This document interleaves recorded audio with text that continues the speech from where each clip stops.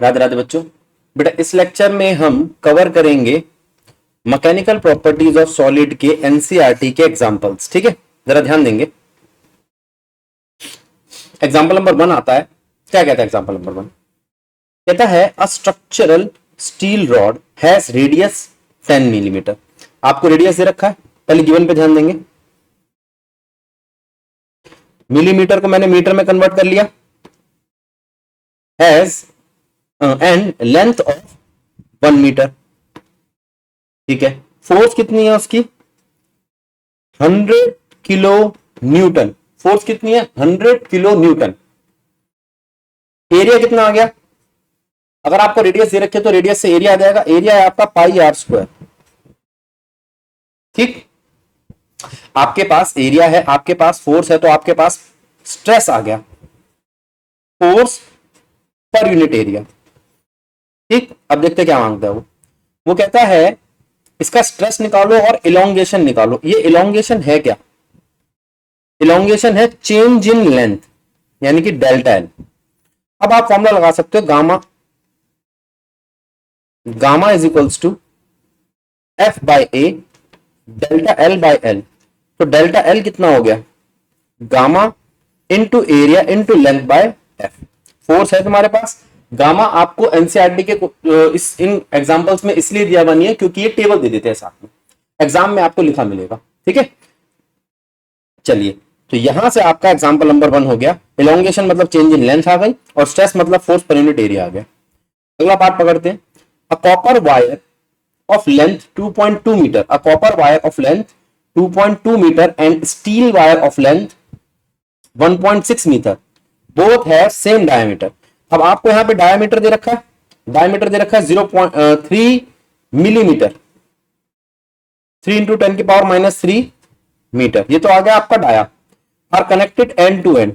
Dia से आ गया आपका एरिया। एरिया होता है पाई आर स्क्वायर और रेडियस होता है डायमीटर का आधा। ये लगा दिया हमने एरिया। क्लियर? अब वो कहता है यहां पे ये दोनों वायर्स को कनेक्ट किया गया एंड टू एंड।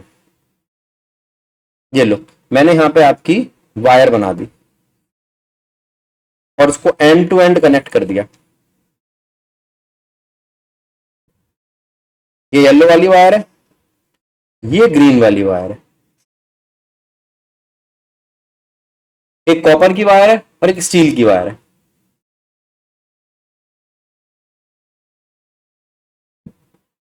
लेंथ दे रखी है आपको, लेंथ कॉपर वायर की और लेंथ स्टील वायर की। क्वेश्चन में लेंथ गिवन है,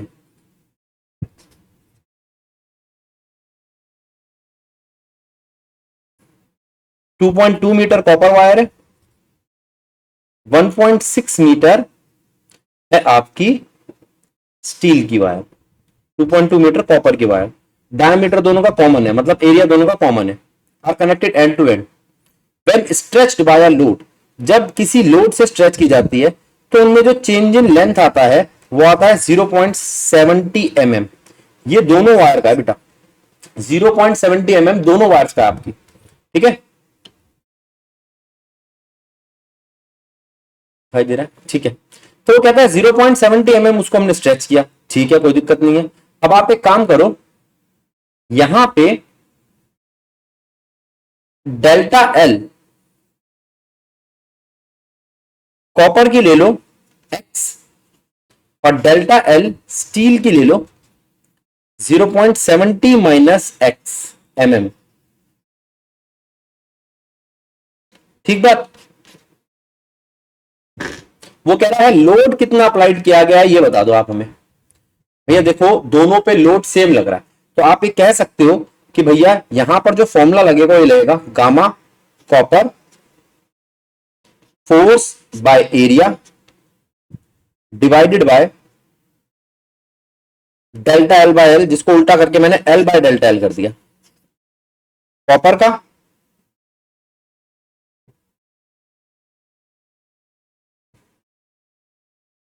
और एक स्टील का,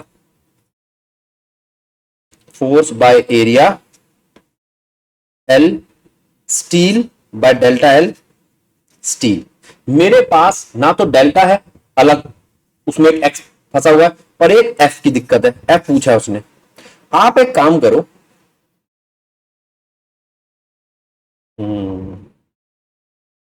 मेरे को एक पेज और लेना पड़ेगा। आप एक काम करो, यहां पे फोर्स को इक्वेट कर दो एस, फोर्स कॉपर का इक्वल है फोर्स स्टील का। फोर्स का फॉर्मूला क्या बैठ रहा है, gamma copper length copper area copper, delta L copper area copper divided by length of copper. ये ठीक है, gamma copper delta L copper area copper और length copper is equals to gamma steel delta L steel A steel और length steel. यहां से आपके x की value आ जाएगी, उसके बाद उसको फॉर्मूले में रख दो, F copper is equals to gamma copper delta L copper जिसकी वैल्यू है एक्स, जो भी आपकी निकल कर आई है, एरिया ऑफ कॉपर जो हमें गिवन है पीछे, और एल कॉपर। ठीक, इस इक्वेशन को यहां पर पहले इस वीडियो को रोको और नोट करो। अब इसको वीडियो पॉज किया करो, क्वेश्चन रीड किया करो, आंसर नोट किया करो, फिर आगे बढ़ा करो। चलिए नेक्स्ट क्वेश्चन पे चलते हैं। क्या कह रहा है क्वेश्चन देखिए, कहता है एक ह्यूमन पिरामिड है, ठीक है, सर्कस में, जिसमें एंटायर वेट जो है बैलेंस्ड होता है ग्रुप का, supported by legs of performer. ठीक है, यहां पर एक परफॉर्मर है जो लेटा हुआ है, उसके पैर पर ही सारे परफॉर्मर का वजन आ रहा है। इसके ऊपर एक परफॉर्मर है, ठीक, और यहां पर एक और टेबल लगा लो। अब मुझे पता नहीं कितने परफॉर्मर है यहां पर, लेकिन टोटल वेट दे रखा है उसने। ये आपका ह्यूमन पिरामिड बन गया। इसका सारा वजन जो सबसे नीचे वाला परफॉर्मर है उसके जो वो होती है फीमर होती है, जो हमारी थाई की सबसे ताकतवर बोन होती है, उस पर पड़ रहा है। द कंबाइंड मास, वो कह रहा है द, मार्क कर रहा हूं मैं, the combined mass of all person performing act, और टेबल वगैरह सब कुछ मिला के वो है 280 किलो। लेकिन जो परफॉर्मर लेटा हुआ है उसका है 60 किलो। तो सबसे पहले जो लेटा हुआ है उसका मास काउंट नहीं होगा, जो आदमी लेटा हुआ है उसके पैरों पर उसका वजन नहीं लग रहा, ये हम लेके चलेंगे। तो हमने कहा टोटल वेट कितना है, टोटल वेट है 280 किलो, और वेट कितना है परफॉर्मर का जो लेटा हुआ है, वो है 60 किलो। तो कितना वेट यूज हो रहा है, सिर्फ 280 है जो उसकी फीमर पर पड़ रहा है। 280 किलो में से हमें हिसाब किताब, 220 किलो में से हमें हिसाब किताब लगाना है। 220 तो उसका मास है, उसको अगर मैं 10 से मल्टीप्लाई कर दूं तो बैठता है 2200 न्यूटन। 2200 न्यूटन के दो हिस्से कर दो आप, एक पैर पे एक 1100 न्यूटन, दूसरे पैर पे दूसरा 1100 न्यूटन, दो पैरों पे 1100 न्यूटन की फोर्स लग रही है। क्या यहां तक बात समझ में आई आपके? चलिए, तो हमने कहा भैया यहां पे आपका फॉर्मूला लगेगा Young modulus of copper is equals to force upon में area delta L by L. Copper क्यों लिख दिया मैंने, bone, Young modulus of bone. हमें निकालना है डेल्टा एल, तो डेल्टा एल कैसे आएगा, फोर्स नीचे से एल ऊपर चला जाएगा अपॉन में एरिया और गामा या यंग मॉडुलस ऑफ बोन, आगे आपका डेल्टा एल यानी कि चेंज इन या compression in length of femur. यही मांगा, determine the amount by which the each thigh bone get compressed under the extra load, जो एक्स्ट्रा लोड से कंप्रेस हो रही है। ठीक है,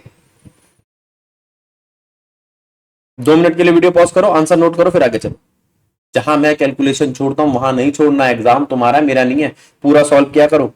और ये मत कहना कि भैया सॉल्व कैसे करें, 10th पास हो ना तो आना चाहिए। आगे चलते, क्वेश्चन नंबर 4 देखो क्या कह रहा है, दिखाई दे रहा है, हाँ।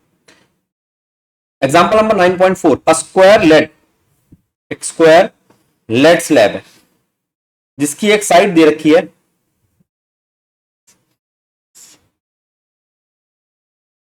जिसकी एक साइड दे रखी है आपको 50 सेंटीमीटर, ठीक है। 50 सेंटीमीटर इस लेड स्क्वायर की एक साइड दे रखी है, उसकी थिकनेस दे रखी है आपको, ये लेड स्क्वायर थोड़ा सा मोटा है,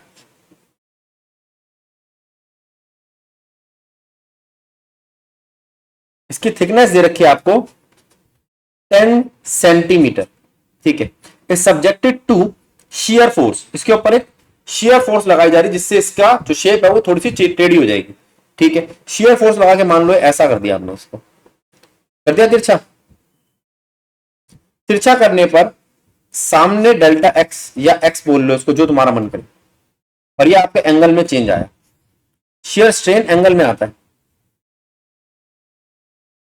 लोअर एज को उसने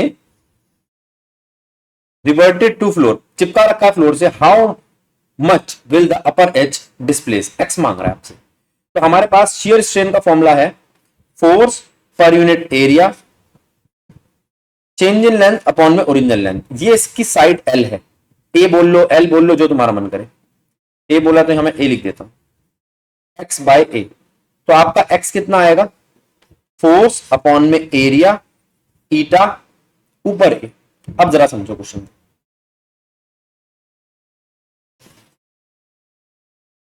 बात ठीक है गलत है?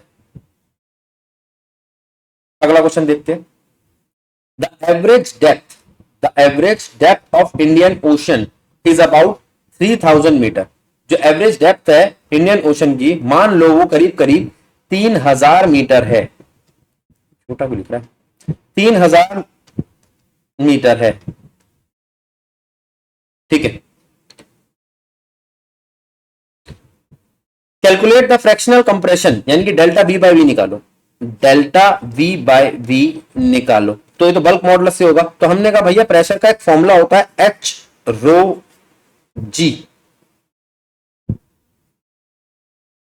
एच उसकी डेप्थ वो 3000 दे रखी है,